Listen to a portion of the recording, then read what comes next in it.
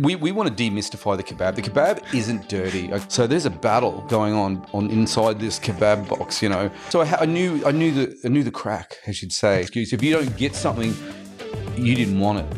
And the kids would say to me, "Hey, are you really rich, mister?" And I say, "I'm the richest person you've ever met."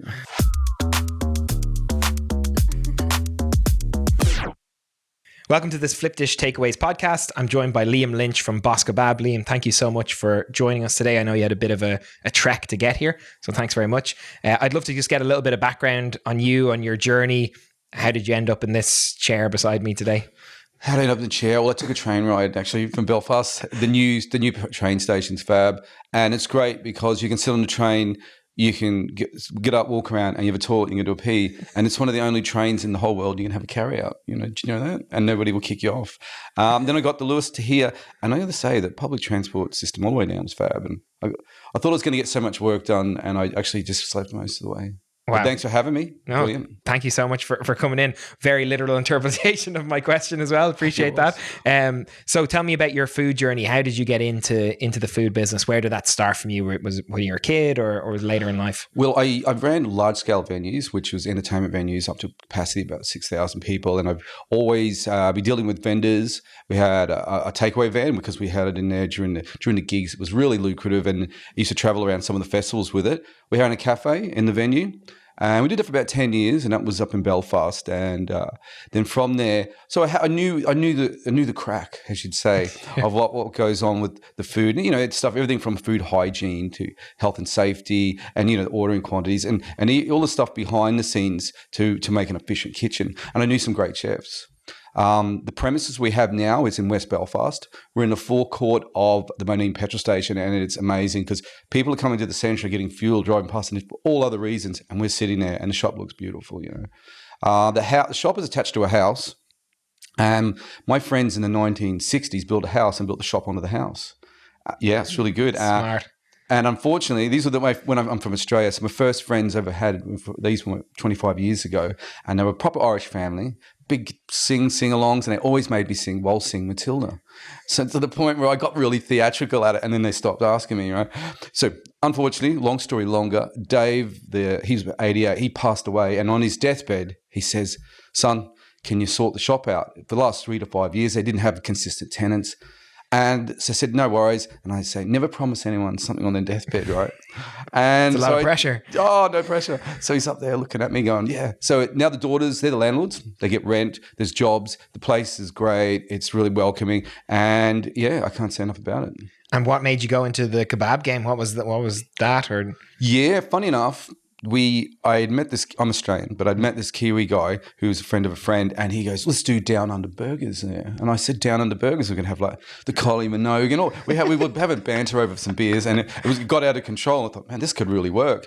And we were going to set up a grill at the counter and have a glass run and be like a barbecue. And we're going to call it G'day, G'day, the Great Aussie Barbecue, right? Don't anyone steal that name, right? Could still happen. So we're going to have a barbecue there. People are going to come in, and we don't have an alcohol license, so we're going to just give away a beer. One of them little for free. Yeah, well, you know, the little ones you get from Lidl, and they're about this big, and little grenades. And we thought, okay, people will come up, we'll be flipping burgers, and we'll just have beer. It'll be like we're having a barbecue. You get your meat, you see it getting cooked, fire it over here, and that was going to be it. But unfortunately, his mother fell ill. This was. Oh God. So he goes back to New Zealand. I was, oh, okay. And then I got introduced to this other guy. He's from Algeria, and he's a meat specialist. And he says, "Oh, I'm a meat specialist, let's do kebab." And I said, "Well, there's a kebab shop down, you know, pretty close to us and all this." He goes, "No, but we'll be different." And I said, "Okay." And I tasted some of his stuff, and he's a pro. And really, the whole menu and the taste that we have, it's all down to him. He's the pro. And where is he bringing it in from? Or is it Irish meat or where? Yeah, absolutely. We got halal. It's halal. He's from Algeria, and our kitchen's quite international. We got a Moroccan guy. We got couple of Syrians, which are really good. And a couple of Irish people. So it's a great international vibe in the kitchen. He's taken a hint of quite a few different flavors, you know, with some little bit of Indian, with some pakora stuff. And then but really speaking, we're selling meat and salad. Yeah. And at the end of the day, that's what it is, right? Yeah. But you're just wrapping it up a little bit fancy. That's it. You know, I mean, proper kebab. I've been in Istanbul so many times, and the number one kebab shop in the number one kebab place in the world has one thing on the menu, and it's lamb on these 2 big round sticks, and there's 5 bits of bread, and there's no sauce. It's just one thing. And then you come in, there's a little bit of onion washed with vinegar, a little yogurt drink. So you come in, it's a line-up, and you get seated, you eat it, 5 minutes later, you're gone. And there's one thing on the menu, no sauce, and it's the number 1 kebab shop. But would it work in Ireland? Not a chance. People want the chips. Yeah, you know? yeah. We kind of ruined that, all right. But there definitely is an uptake in restaurants that do specialize maybe in just one thing, or are very good at one thing that I'm going to go there to get that, right? Like places like Bunson in Dublin, where their menu is a business card. It's just 2 burgers and some chips or whatever. And if I want a good burger, that's where I'm going. So I kind of see that. I like places like that. You're going there, you're going to get something really good. And I'm sure your kebab place is the same, right? People are going there because they know you're doing something a little bit different than the other kebab places people can go, right? Yeah, for sure. I say meat and salad. We make with 3 sauces. We make them in house. We have chips that are fresh, never frozen, and they come in. And we'll, for instance, the meat. We marinate the meat. It goes in the oven, comes out, and it's like a circle. It's really simple and simple flavor, not over cooking the broth or anything, on the flavor. The beef was quite a surprise. We accidentally got the wrong meat delivered one day, right? We got this chuck rolls, and chuck rolls got quite a lot of marble in it, a lot of fat in it. Went, all right. And we marinated, pulled it out, and then we went to put it in the oven, and we actually forgot about it. And we left the oven, turned the oven off, and stuck it in overnight. So the heat of the oven was cooling down. The next day, we went, oh my God, we left something in the oven. And because it was cooling, it pulled it out. It was the best beef we've ever had. So we Forrest Gumped our way onto the beef, and we sell out of beef every night. And you still do it roughly the same that way. Exactly. Just forget it in the oven. Because the marble in the meat holds the juice. And we were finding all these big, expensive cuts of beef, and we were like, trying to get that right.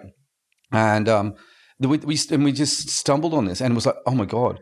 And it was gold. And we every night we sell out. So we marinate X amount, and there's a rotation system, marinate, and in the oven next day. And it's bad because if you do the opening of the shop, you come in the afternoon, you get to pull the meat out of the oven, and you open up and you're going, oh my gosh. Smell is amazing. You just want to sit there with a knife and fork and just smash it, Don't get high in your own supply. That's what they say there.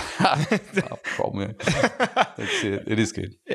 Amazing that you just stumbled across a bestseller like that is. I always think about how do a lot of those dishes come about, but yeah, what an interesting way of doing it. You obviously said you had a bit of a background from your previous in kind of food ordering in inventory. Has that been tricky over the last couple of years, like making sure you have the right levels of stock, getting it from the right suppliers? Do you switch supplier a lot, or how does that work for you? We're a one shop. It's a small business, and like I said, I'm doing it because I promised somebody. But we've got all in all, there's 8 bills. We pay 8 bills. You got your one supplier for this, between your electricity, your you haven't got too many choices there. Your insurance and stuff like it's quite simple. In the whole shop, there's 86 products, so you can.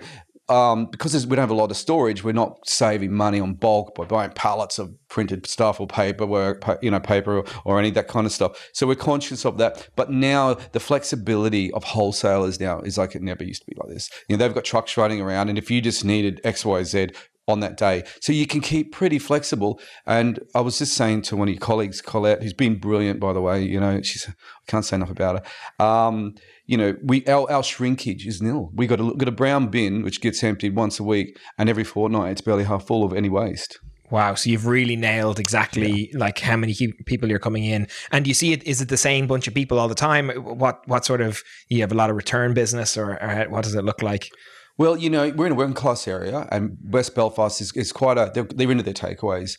But you've got to look at this, and over the last few years, since the COVID rebound, takeaway was always, okay, what's this week? What's our takeaway this week? And then it would become a treat.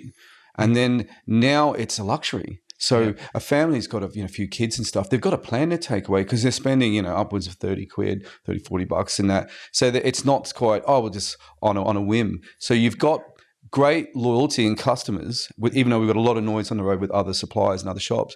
You've got great loyalty, but you just need more of them. So that's where we are now. We've got the product down, we've got the prep down, and everything, and we know we like what we're doing, and we've trimmed the menu here and there as well. But now for us, it's go, okay, so what do we do here? How do we get more people to know about us? And how do we get more out of our existing customers? And I have to say with Flip Dish, it's got so many cool tools to use to do exactly that. What have you been kind of tipping away, like vouchers and things like that? Have you been doing things like that on marketing campaigns? Very little. I mean, I'm going to be totally honest. I look at Flip Dish as the journey of 3 phases. And you have to, if I could recommend it, you've got to give yourself in it. And one person has to be responsible, unless you have an IT team and you're a big conglomerate of franchises, which we're not. So, you've got to give yourself over to it. You've got to say, right, I'm going to get into it. And then you learn enough about it and you set it up how you want it. But the second phase is when you start going, okay, I'm using 20% of this system. It's such a deep system. When you start bouncing into inventory, campaigns, loyalties, marketing, and stuff like that, and that's your second phase. And once you do that, you want to get really deep into that. And then 6 months later, you want to measure, take stock, and be agile and change the hypothesis where you need to. Well, I embraced the first part. And it's now been 8 months we've been open. I'm like, going, okay, it's time for me to take a step back from the operations and go, I need to do that because there's so much good quality stuff to be from that Flip Dish system that we're not using. Yeah. And I think we see that with a lot of restaurants who their only concern getting started up is just getting going, right? Just make the food, sell the food. That's it. They're not worried about what do I do with customers after this or how do I re-engage them and all that kind of stuff. But obviously our system is capturing that detail all the time. So when you're ready to do it, all that customer base is there. You're ready to go and target them. You can start your loyalty campaigns, your SMS campaigns, all of that stuff that can go out. So obviously just 8 months in, it's an early stage, but you're probably right. You're probably in that stage now where you're ready to, move to retargeting, bringing people back in. I think loyalty campaigns are really, really powerful these days. People love the idea that after 10th order or whatever, they get something free or they get a discount. I think people are really passionate about that kind of stuff, particularly as you're saying, it's so expensive to go out now, right? Or to eat anywhere. I don't know if the north is exactly the same as down here, but we've seen so many business closures in the last while because of the cost of goods, the VAT rate going up, all of that kind of stuff. So I don't know if that's something that's affected you and you've noticed that while running the business.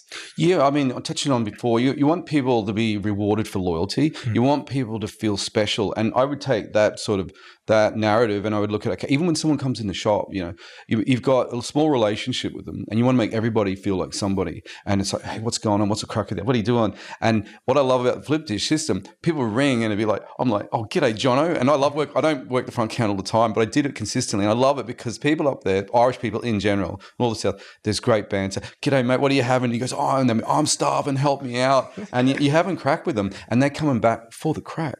And then when you can reward them with a bit of loyalty and, after so many, this deal or whatever it is, and with the Flip Dish system, you can dig right into the data and go, okay, who likes pakora? Who likes beef? And you can go, hey, we know you love this. And so when people are ringing up, they get feeling special, they're feeling loyal. And I think you need to do that. Yeah, in the current climate, we do. You're looking for that extra bit of experience, right? Something that makes that entirely different. I also think when it comes to Irish culture and Aussie culture, like I feel like there's a lot of crossover there, right? And what we want a bit of banter. I don't want to just have a very boring conversation with somebody and just that be that. I like a little bit of personality. Someone know like a system that they have my name, my address. Anywhere, even if I'm not dealing with a Flip Dish customer, I like that. It's like, oh, you remember, I know they're not remembering me directly, but the system remembers me. It's feeding the information. I think that's really, really important. Personal touch is so important and people want loyalty. They want to feel remembered. They want to feel special. They want to feel like somebody, no matter what it is. Even, some people have different, you can see their address and say, well, which address are you at tonight? You can make banter with them all within the courteous lines. And, the Irish-Australian story is good because it used to be the Irish-American story, a couple of generations ago. But now it is very much Irish-Australian. When people come in the shop, if I'm on, they all have someone somewhere in Australia that has been to more parts of Australia than I have. And they've always got something to say. And so you've got to play on that and you've got to have one. We have music in the shop. So I hope PRS music license people aren't listening. We don't have music in the shop. It's only one person at a time. And we have the tunes and it's a classic rock hour at night, and maybe even late on a Friday night, we've got a bit of electronic going, people are coming in from the bar, they're having a little boogie. I can honestly say, we've never had a bad customer and they come in for the vibe. We've pulled the counter back so there's space in there And that's what people come from. So there's a lot of things that make a good experience, and even just welcoming with the front's all glass. You come in and it's that's welcoming. The counter being back, the space in there. It's warmer if it's cold outside. There's music playing. We have free coffee. We give it to cabbies, and so if someone wants to drink, kids come in. We keep the little fruit shoots them, and then they're climbing over mum and dad. So they say, hey, have a free drink, and it's like it costs you 11p. And see that 11p, that's another little thread of loyalty. They go, well, they care about the kid. The kid's annoying me, and they're trying to look after them. So all of this matters. Oh, absolutely. And people will remember that for years to come, that they got that little bit of extra something from, and like you said, financially it costs you nothing and a bit of banter costs you nothing as well. Having a few tunes on. He doesn't have music in the restaurant, just to clarify, but to have a few tunes on, I love that. Like it's great. I love going into kind of a takeaway in the evening, maybe after a few beers, and you just vibe it away. Yeah. And you nothing worse when you're going in somewhere and you're like leaning against the wall and you don't want to look at the chef. It's like at my order, and you're looking at the dockets. You go, another one's come off the machine. They put that in front of mine. So you start bringing banter, and if things are running behind them, you say, "Oh, we're just killing the cow out the back. We're going with you too long," and you can throw that. And when people, and also one thing that go on that same thread there, if you're going to be late and we're going on the system, okay, so ringing up somebody before it's late is gold. Yeah, because it can buy you so much time, and they go, you didn't have to do that, and they love you to death, and that follows the whole review sort of thing as well. You get people who maybe some guys are sitting there gaming, and I don't know what they're up to when they're gaming, but they're really hungry, right? And they ring up and they're saying, "Oh, that was the best kebab. I love you guys," and you're getting this love, and then they're going to give you a review. And then you've got someone who has got some food they're not happy with, and they're going to give you a review. So you're never getting people reviewing you who just love you normally. Yeah. You're either going to have one extreme or the other.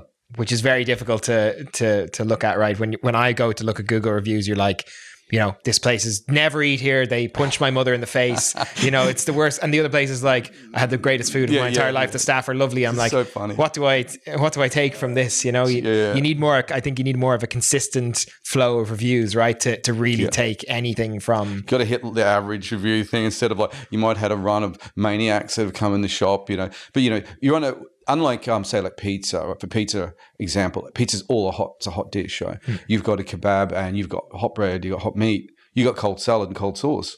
So there's a battle going on inside this kebab box, all the way to your door. Who's going to win? Is the cold going to defeat the heat? And you've got to combat that kind of stuff either by like revving the orders, holding things back here and there, knowing when drivers come back with the fantastic app you guys have got. You can see the drivers knowing when they come back, getting that ready. So when they're landing, they're scooping something that's hot and they get as fast as you can. Or even little tricks like don't put the sauce on the kebabs. And we're trying to push that on our customers. Some people want it on there, but just as a way to not have that battle of heat versus cold. And sogginess of the bread as well, right? And naan bread's really hard. We make fresh naan. And then one of the things we don't make is fresh pita.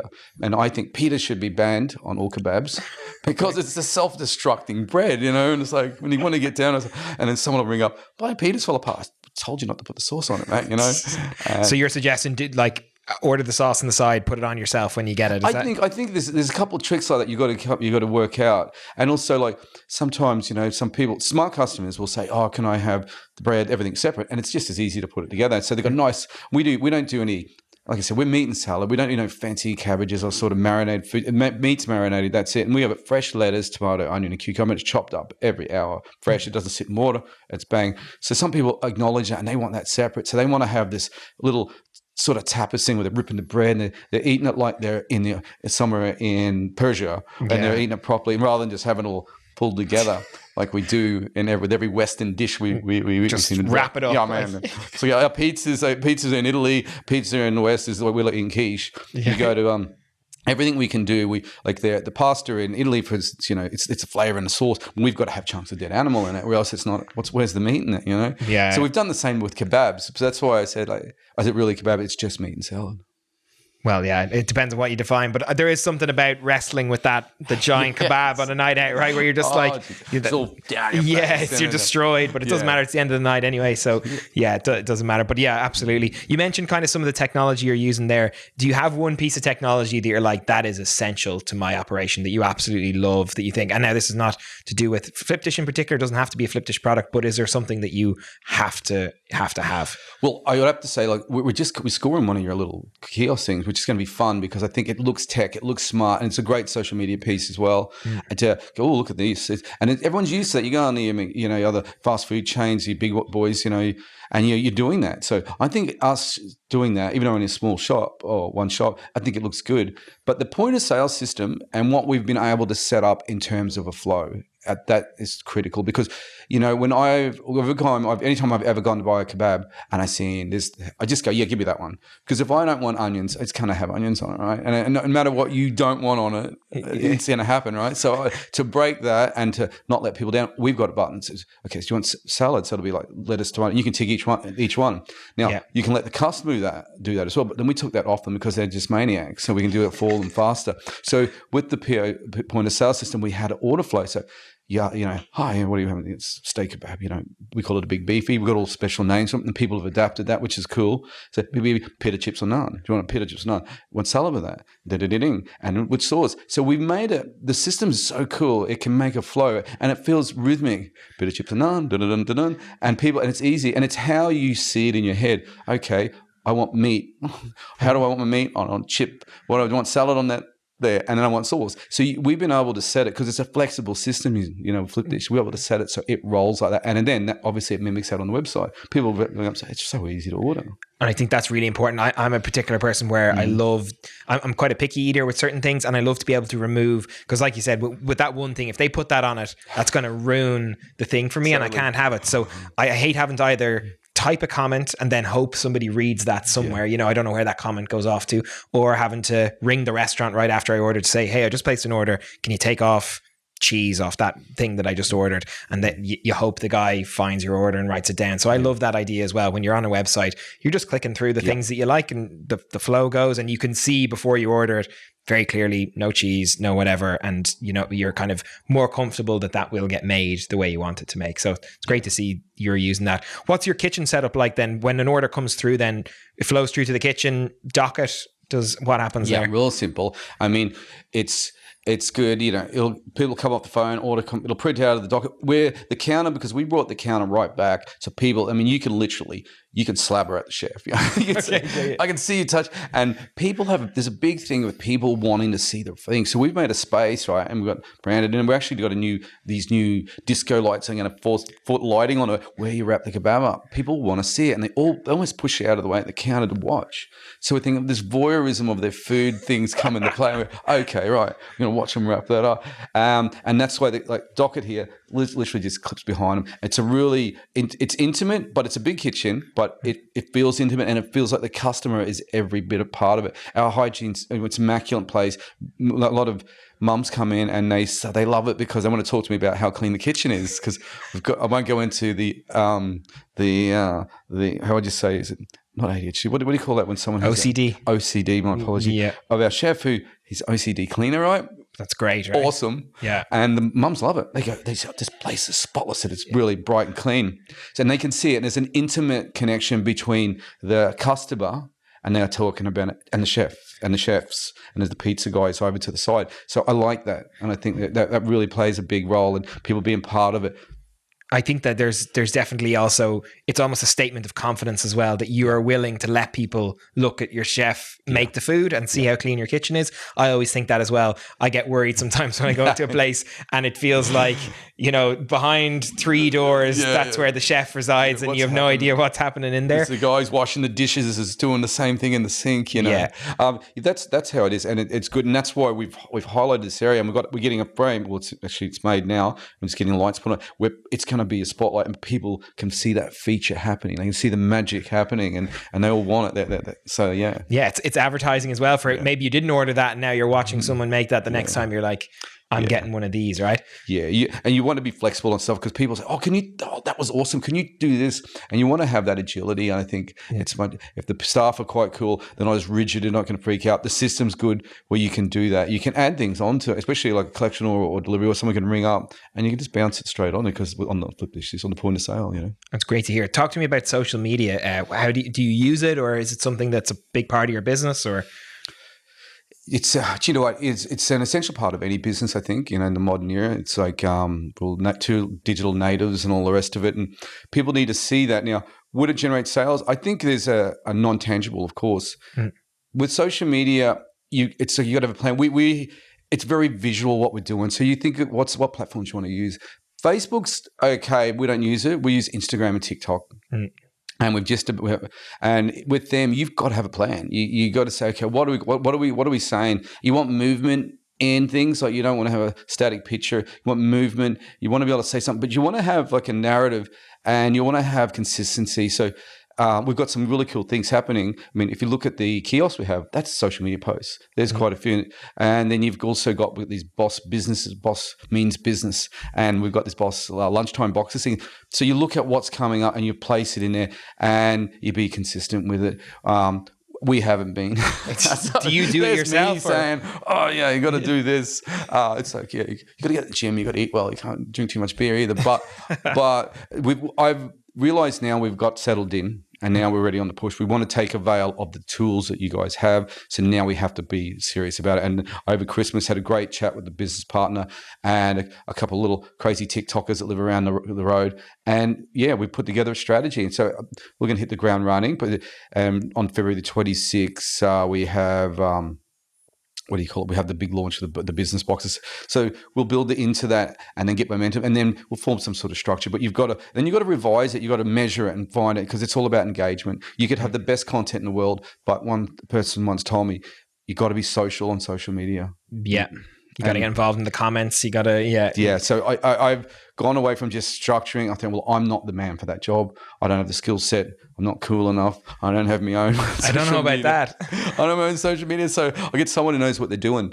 And, and they're not hard to pay, because people with social media who are good at it usually have quite a few clients, and you're not hiring them as an employee. You're just going, okay, I'm bringing you in. I need this here. And they'll basically get flow. And the toughest thing that they said is getting stuff out of the owners. Yeah. Like actual content. Going like, what are we going to put up? And they give you a list. They make it easy. They give you little surveys on SurveyMonkey what you want to talk about. And they said the toughest thing in their life is getting that feedback from the owner, what they really want, what content, and that, they're to be able to make it a smooth rollout plan. But it's important. Get on it. Structure, strategy, plan. And are you going to feature in any of these? Are you going to be doing any dances or anything like that? No, not me. Well, it's not. I don't want it to be about me. I like to be in person, having crack with. I've got people that work at the counter and that, but the guys. It's really about the guys. We've got an international team, and they're so good. They really take pride in their work, and they're like even the sauces and stuff. Okay, that's we want to promote them, and I want to attach them to one of our guys. Say, look, he makes that sauce, and it's to a certain recipe. I mean, people come in, and a lady came in the other day. She bought $40 worth of sauce tubs because her kids wanted it for dinner, and I was like, okay, there's a business there. But I want the guy who brought that to the table. He's there's a second chef there, and he got brought in. This young fella got brought in by a business partner, the head chef, and he said, look, this guy's magic with sauces. Let's get behind him, and maybe even look at a spin-off and get him involved. Why should we go? Oh, thanks, we'll take your ideas. But featuring guys like that, who are the real aces, it's all about them. Not me, And you want to highlight those. I think that's important. Have you thought about retail with things like that? Yeah, I mean, we knew in the first 3 months we had something with our sauces. Okay, meat's the meat. It's all good quality, and salad. But with the sauces we have something pretty special. We're selling the amount of literage we sell of garlic every day and a half is outrageous. But when I've made a couple of inquiries about how do we retail it, and you've got to be able to, because it's fresh, you've got to be able to make sure it has enough preservative and can hold for about 12 days. Because like someone like Spar or Henderson's or one of them, they'll take it, and they said that they're quite happy to do a store tasting and stuff. But for instance, our garlic sauce doesn't start off as white; it starts off as 30 eggs.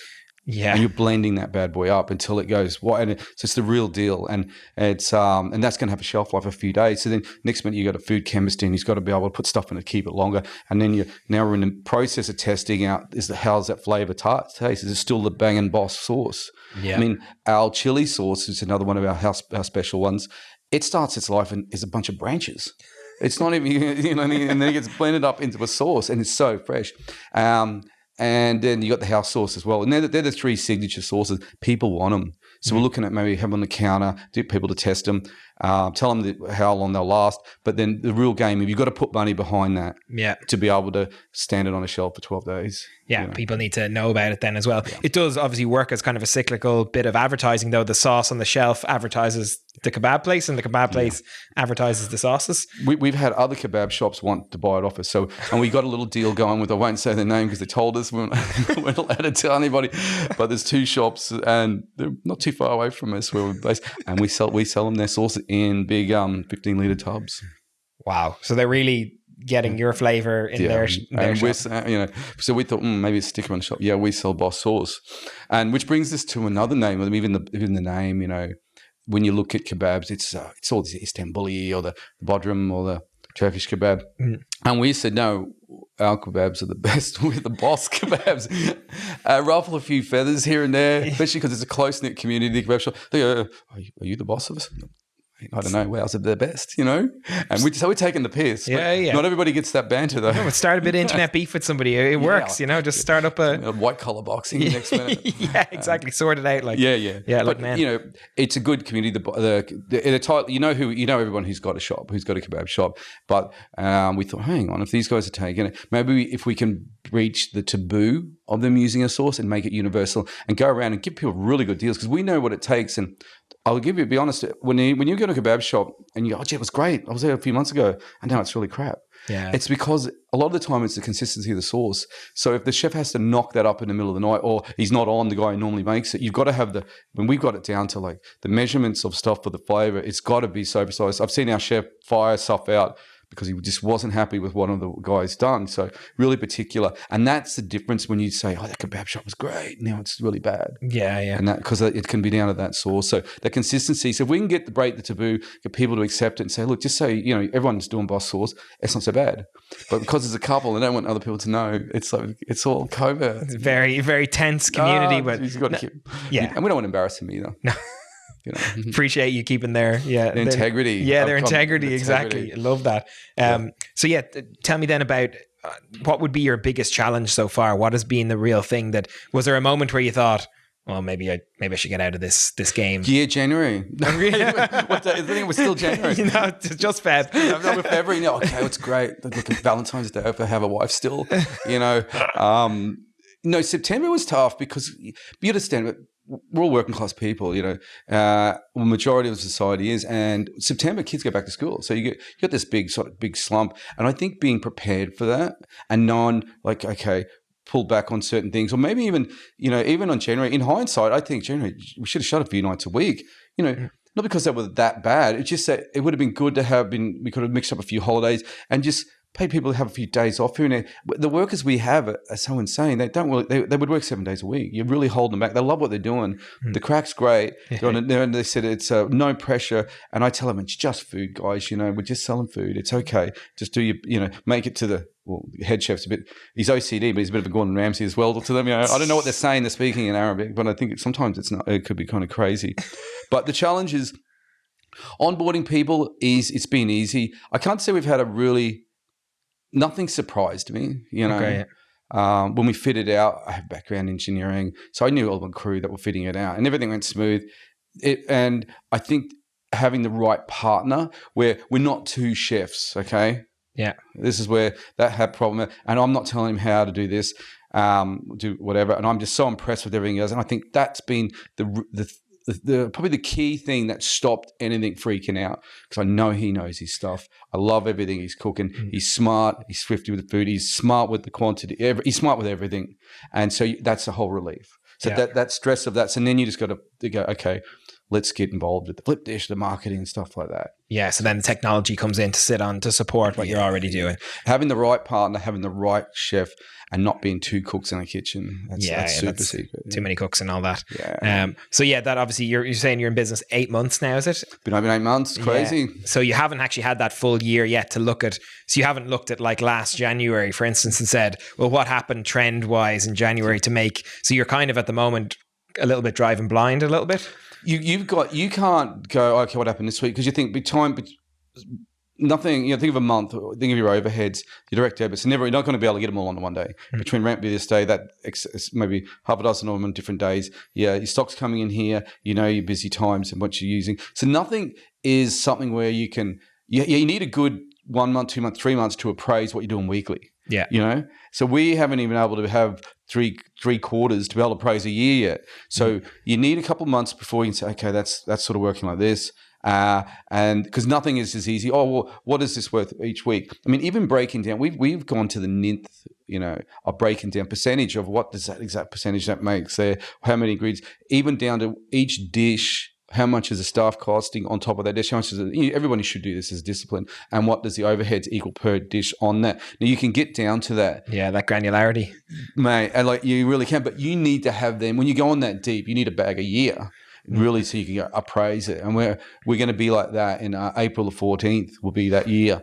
And even then, we'll probably need a few more months to really rectify it because you had your gearing up, your launching months. You had a couple of things. But we've been conscious of making sure we've collected data and stats and bagged them, not just put them in a place, we'll get to that fold later, really set them in a structure so these stats are all dropping in. So when you can hit a button and go, oh, okay, that's what's going on. Yeah. And what was your busiest month so far? Have you had? It was crazy. I think, December, Christmas was crazy time. I think August was really, which is summer. It was summer, and I'm thinking I thought kebabs would be more winter food. No, people were nailing it. I think because it was like, maybe more kind of evenings out and people like swinging in on the way home, or I'm not sure. I mean, what we learned at the beginning, we'll say every business have teething. We were running out of stock. We weren't preparing ourselves. We're running out of meat. It's like 10:30 on a Saturday night. We're open at 12, and we run out of kebab or steak. Will run out nearly every night, regardless of what we do. People are animals. It's like a zombie apocalypse. That's where they want the meat. Then we learnt pretty smart. And then we started getting our stride by June. It was April, May. We're going, oh, crazy. And then June hit. And then July, we started hitting our stride. And boom. And then August came. We just accelerated it. It was like, yeah, showtime. Okay, we know what we can do. Then September came. And we're all about to kill ourselves because everyone's back to school. And we weren't. That was like, oh, okay. That's what happens in September. And then it sort of picked back up into Christmas. Then we're January again. So you can see that little cycle, and it all comes down to the economy, what people have, and when you're, like I said, we're a working class community. So September, kids at school, Christmas, and that people recovering in January from it. So you take them on board now, and like you said, once we get that 12 months, then we'll severely be much more easy to be able to plan them. And do you see, like, what are your busiest times of the day then? Is it 10:30 to midnight? When are you guys absolutely like flat to the mat? Well, I'm really proud to say that it's between 6:30 and 8:30 when people eat their dinner. So people are eating this for dinner. Great. Yeah. That's a great like transition to make, right? From kind of the after beers food to people are having this as a meal now. We want to demystify the kebab. The kebab isn't dirty. Okay, we do a macro count on the food as well. Okay, yeah. So if you're like, oh, it's my cheat meal, and I just laugh, I said, well, it's nothing to cheat. It's meat and salad. Don't have. I mean, I know it's high protein, the garlic sauce, because it's 30 eggs. It's it's high fats, good fats, but it's people have always thought the kebab, dirty kebab. I'll eat it when I'm drunk because I don't know what it is. But now we find we really taper off there. And you get a few people after the bar, from like 11, but really 6:30 to 8:30, people big orders. And people eating dinner, and I just went, oh, that's where I wanted to be. We got there pretty quickly there. And it brings in a different clientele. It brings in a whole different kind of demographic of people who are going to be eating your food as well, right? Yeah. Like you're saying, kids, families, moms, loving it, how clean your kitchen is. So that opens up that whole world to you as well. Like for me, I always think there's always foods I think in my head that I go, oh, I can't eat that if I'm trying to be healthy or whatever. And then when you actually dig into it, like in the kebab world, you find actually it is just meat, bread, and some salad. Yeah. You're like, if you split those things out and put them on a plate, you'd be like, I'll have that as my healthy meal. You say that my father-in-law is a typical Irish father-in-law, all of in his 70s, and he says, oh, there's kebab. I'm a foreigner still. I'm from Australia. You know where he's at. So, and then I said, I want a kebab. He goes, I wouldn't eat that. So I rolls up to the house one night, and I had the naan bread, and I cut it into little triangles. I had the meat there, I had the salad there, and had the sauce separate. And he chowed in. He goes, that was incredible. I said, that's a kebab, mate. It's like, I converted him now. Like he wants the food. So he doesn't even eat pizza. Yeah, I'll tell you where I am. With that. My granddad would be in that same boat of like he wouldn't eat anything that has a name that he wouldn't know from when he was younger. But there's still if I served it to him in the same way, if I separated it all out and made it look like something, he probably would realistically. Sure. So, but demystifying the kebab is definitely one of the. That's one of the best phrases I've heard because it definitely has that. It has that night out, unhealthy kind of reputation that. when you think about it, shouldn't really be there, right? Well, it's came from a few things, and I think one of the things it's come from is, like I said, when a kebab shop dips down, it's not as yummy, that not having the consistency in sauce, but also it comes down to speed. And I make it very clear, we're not fast food, we're good food. And I say that to customers. The customers say it back to me just as a slagging. They say it back to me, but we're not trying to rush it through. And I know we could be faster by prepping this, having all the salad chopped the night before, sitting in mortar, having all the naans all pre-made, having stuff. You can make it faster, and that's why I think when people get that idea of the kebab like that, it's because people have tried to make it faster. Yeah. Kebab is a fresh food. You roll the naan and make a fresh naan for everyone that comes in. You got the salad get chopped up once an hour. The meat's marinated, and you got a whole heap of it sitting. You literally got trays of our chicken tikka or whatever it is, or apakora and goujons are made as we roll. I mean, that day, there's nothing. The chef's really funny about keeping things that can last ages in a fridge, but he doesn't like that. So I got to go with what he says. And you literally, people are watching the chicken come out of the oven and they're peeling the tinfoil, and they just go on. They're pointing at it because they can see the kitchen and going, making strange noises, and they're pointing at it. And so they can see that. They can see the circle of life, we call it, and they know it's fresh. And that's where trying to speed that up. It's given kebabs a bad name. Yeah, and you lose quality massively, and and it's not about that for you guys. And I'm sure people won't mind a couple of extra minutes to get something better than what they were. Well, it goes back to waiting in the shop. 5 minutes can seem like 20 minutes, and if nothing's happened, if nobody's engaging you, so you got to distract them a little. Flip Dish has got awesome timer. It tells you we can set it, and I can say. And so someone might get a little bit. No one's get facetious or antsy, but they might say, "Oh," I said, "Look, you still got 6 minutes to go, mate," and they start laughing. Well, really, and I said, "It feels like you've been there forever, doesn't it?" And you have that banter, and you just detension them, and that's why I teach front staff, look for that, detention them, because we are a little bit longer. Yep. We are fresher, and you got to play with that. You got to make sure that's in place. Yeah. And are most of your customers walk-in customers, or are they ordering online, calling over the phone? Like, what's the split? Do you know what? Because of that forecourt, it's a lot of walk-in, and that's where it's action-packed. Yeah. And the good thing also, when the Flip Dish phone rings, if someone's busy, it'll go to a thing and say, look, it'll send them a code or they want to order. And also the voicemail says, hey, we're really busy, but we will call you back. Yeah. So if anyone walks in that shop, they're coming to our house, their phone's ringing, there's only one person on the counter. Usually sometimes there's two if it's really busy. Just said, push silent. You deal with who's in front of you, because that person's taken the time to come to your house. You give them the utmost respect, because you can always ring someone back, and you ring people back, and they love the fact you rang them back, even though they didn't get to you, and they're probably toey, but the fact, you rang me back, and they don't get that. So, hey man, we missed your call. How you doing? You good? And especially if then you know who it is, and you g'day Jono, or hi Jono, we missed your call, mate. He goes, oh, and you rang, and they all know that, but that's what you've got to do. I don't think I've ever been rang back by a takeaway in my life. So yeah, if that happened, my mind would be blown. Well, it's the Flip Dish system. It's all there. It tells you telling you the timings and stuff. They tell you who's called, where they're living, and then you got that personal connection there. And then people, they want to come in the shop. They all love coming in, because I said, back to that sort of music engagement. What are you up to? So they're not sitting there against the wall trying not to look at what's going on. And they're right near the chef. Sometimes they're yelling out to the chef and talking, and they're having good crack too. And the guys, because some of them are international, and some of the English isn't great, they're having a good time, because they're going, hang on, this guy our pizza guy, Matt, he's like, I call him Hollywood. He's this most handsome Syrian guy with a beautiful smile. And he turns around and he sees him, he's cooking his pizzas, and people want to engage with him, and he loves it. And he's like, hey, Matty, and he's got a fan club. Right? People are just coming in to see him. Yeah, and his pizzas, so we're not even supposed to be, we tried to get rid of pizzas. People love them because he makes them so good. And he's taught another fellow, he's got great pizza crew. We even made a thing called a Boss Bang, which is a cheesy garlic naan with a little bit of flavour, a bit like an Italian pizza. We thought, that will replace pizzas. So we didn't want to make a big full banging pizza station. We have a bread station. Yeah. We do a couple of pizzas on it. But now the pizza's got crazy. So now we've got to turn stuff around in the kitchen and make a pizza section, because Matty's pizzas are so banging, right? And we're a kebab shop. So you've made a problem for yourself here. Yeah. Like, and because he does that engagement too. And because they are, they're loving the fact that they're getting engaged and not just some slave in the back of a shop. And so I think it comes back down to the ergonomics of the way we structured the shop and bringing people right there and they can see it. Yeah. And if someone was to walk into your shop, never had a kebab before, never heard of you guys before, what's the one thing they have to have in your restaurant? Kebab. Yeah, but talk me through it. What's on it? I would always say, always do the naan. Okay. Always have all the salad. Is this because you hate pita? Yeah, because Peter. No. I would just want to kill Peter. And you always have naan. Okay. Always have all the salads. The salads are fresh, and it's all the salad you know.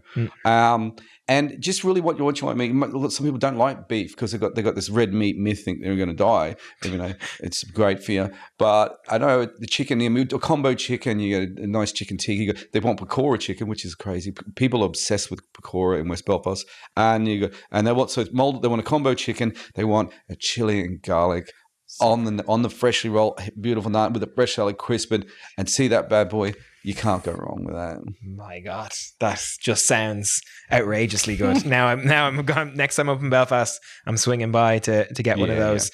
Sounds amazing. So, what does the future look like? What does success look like for you? Is it having one successful kebab shop? Is it expansion? What's the kind of plan?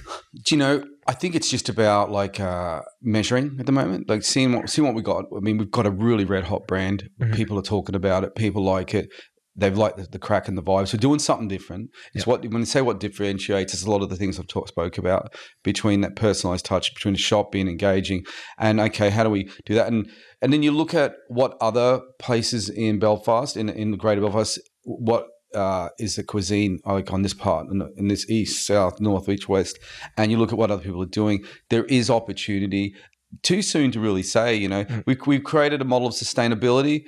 Now I think what we'll do between now and April when we hit our 1 year, it's ramping up using the proper tools Flip Dish offers and some of the marketing and campaign tools, pushing that to see what this machine can do. It's with our business thing we're launching, you can see the machine's fully operational then, and see that's what it does. Is it worth replicating? But I'd always say to them, I do know some people who have developed franchises, and they always said, one shop, cool, you can do the model, but you really having a second one doesn't really work. You need like a third. You need to do that. There's the holy trinity, because you have a centralized catering system, and you have smaller outlets, and you set your the centralized preparation unit. Sorry, not catering, preparation unit, and it's making the food, and it's making a very even standard food, so it's all the same, and it's firing out to the outlets. So you have outlets and centralized. So your next step wouldn't be another shop. It would be another 2 on a preparation unit. So you've got to take that into consideration, because then it brings into that the quantity of scales I mentioned earlier. We can't buy all our packaging and haven't got much storage. So then you can buy a pallet of cut pizza boxes, a pallet of this, and you start reducing 30% off your overheads and stuff. So you need to be able to buy that quantity. But to buy that quantity, you need to have the multiple outlets and to have a preparation place where you can cook, you can store, and that's the cheapest unit of all to rent too. And you have that there, but you need them outlets, and that means other outlets you want to do to replicate can be smaller. And you've got a real consistency of the food. Then everything's getting the exactly same taste, and you can then you can concentrate on your engagement and customer service at the shop, not knocking out the sauce quickly while we're right out here. You just got the guy with the little van dropping them out. So there is a formula, and it's a sensible formula in franchising or multiplying shops. It's maths. It sounds like you've given it a lot of thought, so that it does sound like for a guy who's just kind of maybe it sounds like you are that's the game plan. I think to be prepared is the one, you don't want to be going stumbling like we stumbled onto the meat, right? It was a Forrest Gump moment, you don't want to be doing that with another shop. We've had people, they ask us, they say, is this a franchise? The brand looks that kind of vibe, It doesn't look like we've just sort of hand-drawn the letter. It's got a statement. It's boom. We called it Boss Kebab House because we want to be known for kebabs, even though the pizzas are banging, but we want to be known for the kebabs. And people have said, is it a franchise? And a couple of inquiries where people have opened a shop in, within our Greater Belfast area, and they've said, look, we were doing this S&J takeaway. And I said, and we haven't really nailed what we're doing. Could we be a Boss Kebab? So I have had offers of people wanting the brand. And I'm thinking, wow. And so there's a lot of these cool things, but I think we need to, as a business, have enough under a belt to appraise it, measure it properly, see where we are, and then look at that. And we're not there yet, to be honest. And there's a big thing about handing away the brand or the control a little bit to someone else with a second, because you can't monitor everything in one place or in two places all the time. What you do if you have that they have to buy through the centralized preparation place. You know, if you're going to replicate, you replicate on your own. But if someone else wants to buy the brand, you can control the taste. And if you can control the taste and then train them into engagement, and people have to sign service level agreements and stuff like that. You have to have you're not asking them to be the McDonald's. You've got to do it to the franchise. They can have a little bit of their own spin, but if they want to be a boss, they've got to toe the line. Yeah, they got to bring that crap. You've got to toe. Yeah, you've got to have a good playlist on that music. Yeah, they got to bring the crack that you're offering as well, because people will expect that from your brand then as well. That's it. I think so. So there's options, and it's exciting. And I felt like I kept my word to Dave, bless him, hey Dave, and his wife Marion. My mates have now there's a stable environment, great location, but there's definitely room to grow. Yeah. And tell me this then: if you're going out for a meal in Belfast or anywhere in Ireland, what's your go-to restaurant? What's your favorite restaurant to eat in? Just to give them a bit of a shout out on the podcast. Yeah, I think my friend who owns James Street South, Niall, and Hadski's, and I don't like always going to these places because I'd go there with maybe some statutory people in the tourist board I might know. We'd always be there because he always looks after me too well, and he will spoil me, and I go, I don't, and he'll come over with wine and all this stuff, and he looks after me too well. But he is proper Irish cuisine. Okay. And he does it the best. There's no one that touches him. Hadski's down in Belfast and Jane Street South, and he has a cooking school. I mean, I'll tell you, you'd be sitting there having some posh dinner with so and whoever, and he rocks on down, and he's got his chef outfit. He's just doing a class with kids, and he's got food all over him, and he's so down to earth. But he has nailed the Irish ingredients properly, and this country is synonymous with some really good stuff. But you got to get the right stuff, not just the generic. Oh, okay, we'll do soda bread or this and that. People like him, they'll hunt down a certain fish, or hunt down a certain fruit and veggie that's grown, it's done something, and he's got it dialed. So Hadski's, Jane Street South. Love that. Death row meal. What is it? Do you want to see hot dog? What? No. And cheesecake. I've thought about this. I love them Frankfurts you boil and you have them on a bun, and man, it's ridiculous because I would never sell it to anybody. God forbid. What is in them things? I don't even know. I can tell what's in everything we eat, but I don't know. And they got the skin peels off them. You put them in the bun. You get them in. You see them in New York. Not that I've had one. I actually had one in New York. It's just there's a certain thing. It's a Savoy, and I'd have that, and then I'd have a cheesecake. Wow, with cheesecake, I'm kind of on board with the hot dog. I know. It's kind of the lowest, like, for food. Well, killing me. I don't really deserve much more, do I? Usually people go with steak, a lobster, something like that. No, a hot dog that I don't even know what's in. I'm eating the best beef every day when we go down to the shop. Yeah, maybe you want a bit of something else. Slum it in death row slumming it. Love that. And then a piece of advice then that you would give yourself if you were to go back and at the start of go back 8 months to the start. Anything you've learned in this time that you would say, that's important to know now that you didn't know then?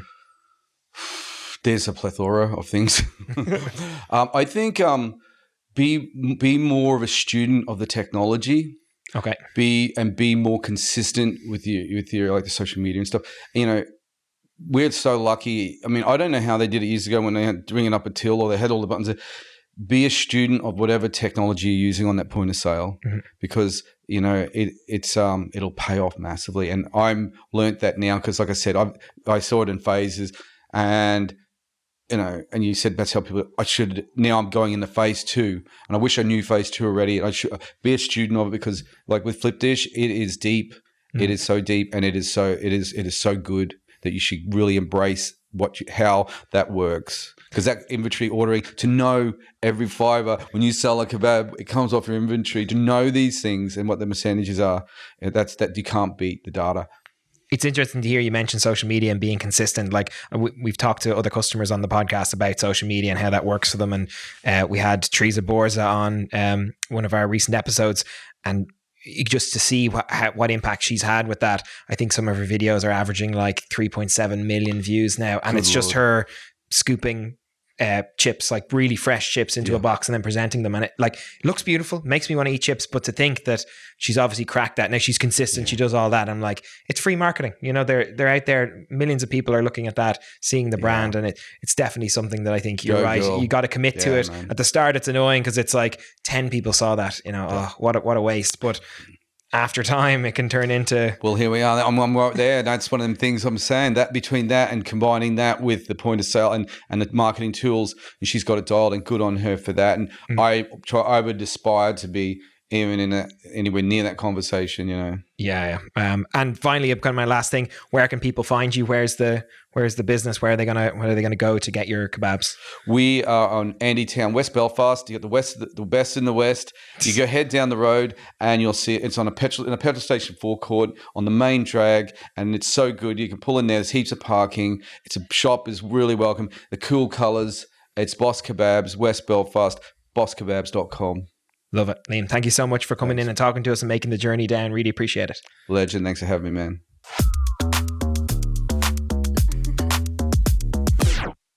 Go to schools, and these kids are so smart. They come up with ideas like these rubber mats they printed, and they made heaps of money, and we're going on holidays through it. And the kids would say to me, "Hey, are you really rich, mister?" And I say, "I'm the richest person you've ever met." And they go, "Why is that?" And I say, "Have you got a Ferrari?" And I said, "No." "You've got a mansion?" No. I say, "See, after this, I'm going surfing because I want to."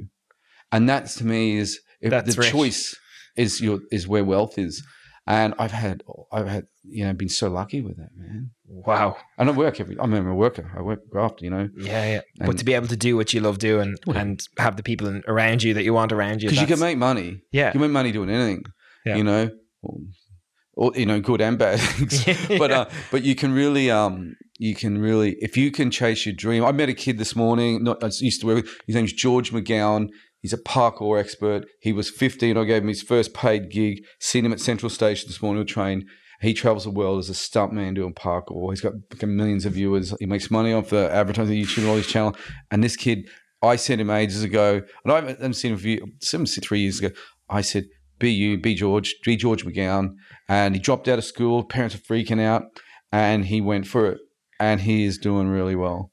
Wow. Because you're doing what makes you happy. Yeah. You know? And if you can find the balance between what makes you happy and something that puts food on the table. Well, also, you're never going to straight away, because usually that is a thin line. Like I wish I was a pro surfer.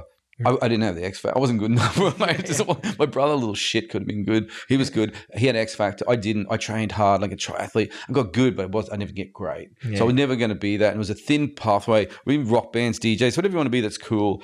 But we live in a society, man, and there is no excuses. Come on, you know. Okay. You get a job and use a job as a stepping stones here, and you go, there's my dream. And anything we can do in this Western society, we're born with the richest people in the world in a lot of ways. You can go, okay, well, I'm going to do this, but I really want to do that. And you'll come a tipping point. And you'll know that. And you can't make that happen. It'll be organic tipping point. And this is what I would teach to people when I do in these talks and shit, you know.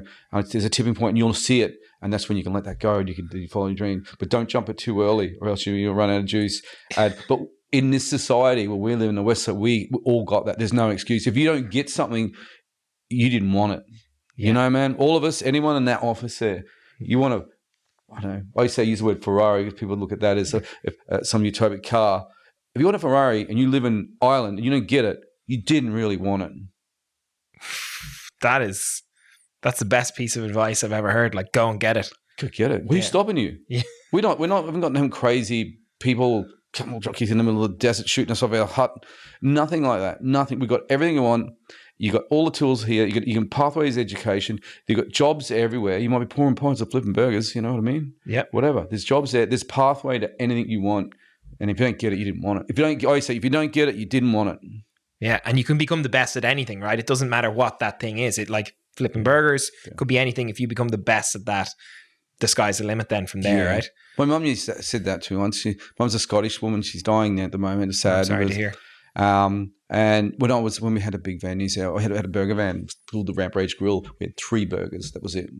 3 burgers. We had a backflip burger, which is a cheeseburger, because we had a BMX team called Ramp Rage Stunt Team that did backflips, and the kids would want the backflip burger. It was funny. And I remember Mum she's come over one time, and I said, "Oh, we'll make some lunch. I'll just use the van. I'll knock it up, set it clean, dirty in the kitchen." I knew boys are cooking in the van earlier. And Mum comes around, she says, "Always knew you'd be flipping burgers." And yeah, well, you ended up in the business anyway. Like and she said that. I mean, she's not croaked out that about like 3 months ago. She's, "Yeah, well, you're back to flipping burgers, aren't you?"